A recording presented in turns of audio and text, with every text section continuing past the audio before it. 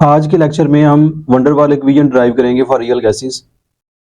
अभी तक हमने आइडियल गैसेस के लिए डिफरेंट गैस लॉज की स्टडी की है, जिनमें Avogadro's law, Boyle's law, Charles law शामिल हैं।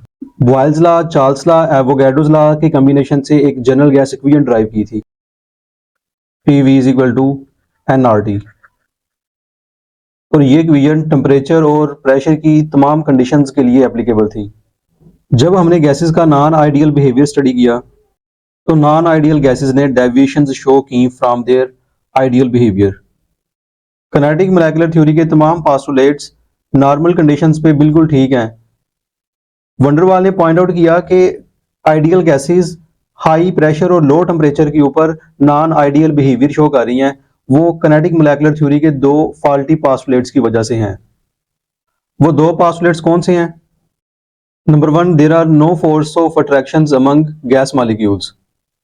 Number 2, the actual volume of gas is negligible as compared to volume of vessel. First point कि आइडियल गैस के मॉलिक्यूल्स के दरमियान फोर्स ऑफ अट्रैक्शंस नहीं होती, जबकि रियल गैसेस के मॉलिक्यूल्स के दरमियान फोर्स ऑफ अट्रैक्शंस होती हैं। और वो कब डेवलप होती हैं? जब टेम्परेचर बहुत ज़्यादा लो कर दिया जाए और प्रेशर इंक्रीज कर दिया जाए, उस वक्त उनके मॉलिक्यूल्स के दरमियान फोर्स ऑफ अट्रैक्शंस इंक्रीज कर जाती हैं। Second point, normally low pressure के ऊपर जितना किसी गैस ने वॉल्यूम ऑक्यूपाई किया है वो बेसिकली वेसल का वॉल्यूम कंसीडर किया जाता है। तो लो प्रेशर के ऊपर किनेटिक मोलेकुलर थ्योरी का ये पॉइंट ठीक है, लेकिन जब हाई प्रेशर अप्लाई किया जाता है गैस के मॉलिक्यूल्स के ऊपर, गैस के मॉलिक्यूल्स का एक सिग्निफिकेंट वॉल्यूम है जिसको निगलेक्ट नहीं किया जा सकता। इस तरह जो सेकंड पॉइंट है KMT का, वो फॉल्टी कंसीडर होगा हाई प्रेशर के ऊपर। अगर हम बहुत ज्यादा प्रेशर अप्लाई करें और गैस के मॉलिक्यूल्स बहुत ज्यादा करीब आ जाएं और इससे मजीद करीब इनको ना किया जा सके, तो ये गैस के मॉलिक्यूल्स का एक्चुअल वॉल्यूम है। इस तरह वंडर वाल ने गैस के मॉलिक्यूल्स के दरमियान अट्रैक्टिव फोर्सेस की जनरेशन और एक्चुअल वॉल्यूम की सिग्निफिकेंस की वजह से प्रेशर और वॉल्यूम को करेक्ट किया और एक नई इक्वेशन हमें दी जिसे हम वंडर वाल इक्वेशन कहते हैं। तो यहाँ पे P बेसिकली आइडियल प्रेशर है और V एक फ्री वॉल्यूम है जो गैस के मॉलिक्यूल्स ने ऑक्यूपाई किया हुआ है। अब इसको हम सेपरेटली करेक्ट करते हैं वॉल्यूम करेक्शन से एंड प्रेशर करेक्शन से। Volume correction, when a gas is compressed the molecules are pushed so close together that the repulsive forces operate between them। जब हम एक गैस को कंप्रेस करते हैं तो उसके मॉलिक्यूल्स करीब आ जाते हैं और करीब आने की वजह से उन मॉलिक्यूल्स के इलेक्ट्रॉनिक क्लाउड्स एक दूसरे को रिपेल करते हैं। When pressure is increased further, it is opposed by the molecules themselves। जब गैस का प्रेशर फर्दर इंक्रीज किया जाएगा तो गैस के मॉलिक्यूल्स उस प्रेशर को अपोज करेंगे। तो मॉलिक्यूल्स का एक डेफिनेट वॉल्यूम है, उस डेफिनेट वॉल्यूम से मजीद कम वॉल्यूम उनका नहीं हो सकता इन highly compressed state. Actually, the molecules have definite volume, no doubt very small as compared to vessel, but it is not negligible। तो उस हाईली कंप्रेस्ड स्टेट के अंदर गैस के मॉलिक्यूल्स का जो वॉल्यूम होगा उसको हम डेफिनेट वॉल्यूम कहते हैं। और ये वेसल के वॉल्यूम के मुकाबले में चूंकि बहुत कम है, लेकिन उसके बावजूद इसको हम निग्लिजिबल नहीं कर सकते। इस तरह वंडर वाल ने कहा actual volume can no longer be neglected in highly compressed state. Highly compressed state के अंदर गैस का जो वॉल्यूम है, एक्चुअल वॉल्यूम है, उसको हम निगलेक्ट नहीं कर सकते। बेसिकली किनेटिक मोलेकुलर थ्योरी के अंदर गैस के मॉलिक्यूल्स का जो एक्चुअल वॉल्यूम था उसको वेसल के वॉल्यूम के मुकाबले में निगलेक्ट कर दिया गया था। इस तरह वंडर वाल ने एक क्रिटिकल पॉइंट के जरिए से हमें एक्सप्लेन किया कि इस वॉल्यूम को हम निगलेक्ट नहीं कर सकते। This is the effective volume of 1 mole of a gas in highly compressed state. इसको हम एक्सक्लूडेड वॉल्यूम या फिर इफेक्टिव वॉल्यूम कहते हैं और इसको हम B से रिप्रेजेंट करते हैं। सेकेंड वेसल, अगर ये गैस के मॉलिक्यूल्स का वॉल्यूम है V वेसल और हाईली कंप्रेस्ड स्टेट के अंदर ये उसका एक्सक्लूडेड वॉल्यूम है जिसको हम B से रिप्रेजेंट करते हैं। ये वो वॉल्यूम है जो गैस के मॉलिक्यूल्स ने ऑक्यूपाई किया हुआ है इन हाईली कंप्रेस्ड स्टेट। तो जो बाकी वॉल्यूम बच जाएगा ये वाला, इसको हम नाम देंगे V फ्री।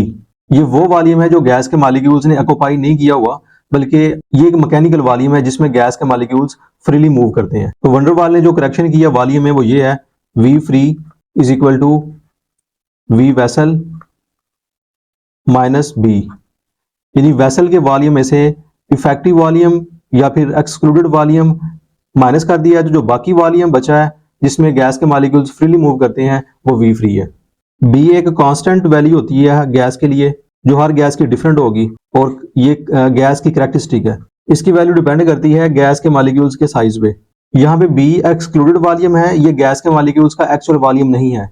ये गैस के मॉलिक्यूल्स के एक्चुअल वॉल्यूम का 4 टाइम्स होता है। Vm is the actual volume of 1 mole of gas. Pressure correction. A molecule in the interior of a gas is attracted by other molecules on all sides, so these forces are cancelled out. फर्ज करें एक vessel है और vessel के interior में दो तरह के मॉलिक्यूल्स हैं, ए और बी टाइप मॉलिक्यूल्स। गैस के ए टाइप के मॉलिक्यूल्स को बी टाइप के मॉलिक्यूल्स एक फोर्स से अपनी तरफ अट्रैक्ट कर रहे हैं और चारों तरफ से अट्रैक्ट कर रहे हैं, इसलिए इनकी मोलेकुलर अट्रैक्शंस बैलेंस्ड हो जाती हैं। However, when a molecule strikes the wall of container, it experiences a force of attraction towards the other molecules in the gas. जब एक मॉलिक्यूल वॉल पे आके स्ट्राइक करता है तो ए टाइप के मॉलिक्यूल्स तीन तरफ से बी टाइप के मॉलिक्यूल्स उसको अट्रैक्ट कर रहे हैं, लेकिन वॉल वाली साइड पे कोई बी टाइप मॉलिक्यूल नहीं है, इसलिए बी टाइप के मॉलिक्यूल्स ए टाइप के मॉलिक्यूल को इनवर्ड पुल कर रहे हैं और वॉल के ऊपर लगने वाली फोर्स डिक्रीज कर जाएगी और इसका इंपैक्ट वॉल पे कम होगा, यानी एक लेस प्रेशर अप्लाई होगा वॉल के ऊपर।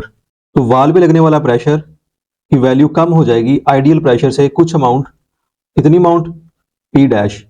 आइडियली हम ये कंसिडर कर रहे थे कि ए टाइप के मॉलिक्यूल्स के हर तरफ बी टाइप के मॉलिक्यूल्स हैं और अट्रैक्शंस बैलेंस हो रही हैं, लेकिन जब वही मॉलिक्यूल्स वॉल के ऊपर मौजूद थे तो वो कम फोर्स अप्लाई कर रही थी वॉल के ऊपर, जिसकी वजह से force per unit area decrease कर गई, यानी प्रेशर गैस के मॉलिक्यूल्स का डिक्रीज कर गया। इसलिए इसकी इक्वेशन बनेगी P is equal to P I minus P prime. तो आइडियल प्रेशर है P प्लस पी डैश। अब P डैश की वैल्यू क्या है? P डैश को हम मालूम करते हैं by force of attraction between molecules of type A and type B molecules. Type A molecules wall के साथ स्ट्राइक कर रहे हैं और बी टाइप के मॉलिक्यूल्स उनको अपनी तरफ इनवर्ड अट्रैक्ट कर रहे हैं, तो जो नेट फोर्स ऑफ अट्रैक्शन है वो प्रोपोर्शनल होगी टाइप ए और टाइप बी मॉलिक्यूल्स की कंसंट्रेशन के। फर्ज करें टोटल मॉलिक्यूल्स हैं n और उनका वॉल्यूम है v। P dash directly proportional to n over v cross n over v। P dash is equal to a n square over v square. यहाँ पे a एक कांस्टेंट ऑफ प्रोपोर्शनलिटी है जिसे हम कहते हैं कोफिशिएंट ऑफ अट्रैक्शन और attraction पर यूनिट वॉल्यूम। एक मोल गैस के लिए इसकी वैल्यू होगी a over v square. Ideal pressure की वैल्यू होगी P plus a over v square. अब हमारे पास जनरल गैस इक्वेशन है P V is equal to n R T for 1 mole P V is equal to R T. जो volume की correction की है और प्रेशर की करेक्शन की है वो वैल्यूज हम यहाँ पे पुट करते हैं। P plus a over V square V minus b is equal to R T. अगर हम एन मोल्स के लिए इसकी वैल्यू लिखें तो आएगा P plus a n square over V square V minus NB nRT. This is van der Waals equation for real gases. अब यहाँ पे A और B के यूनिट्स हम ड्राइव करते हैं। P dash is equal to A n square over V square. A is equal to P dash V square over n square. अगर P dash ले हम एटमॉस्फेरिक में, volume cubic decimetre, number of moles square, A के non SI units आएंगे ATM DM power 6 पर mole square. इसके SI units होंगे newton per square metre, cubic metre square, mole square, newton metre power 4 पर mole square. B एक excluded volume है, volume per unit mole. इसके non SI units होंगे cubic decimetre पर मोल, जबकि एसआई यूनिट्स इसके होंगे क्यूबिक मीटर पर मोल।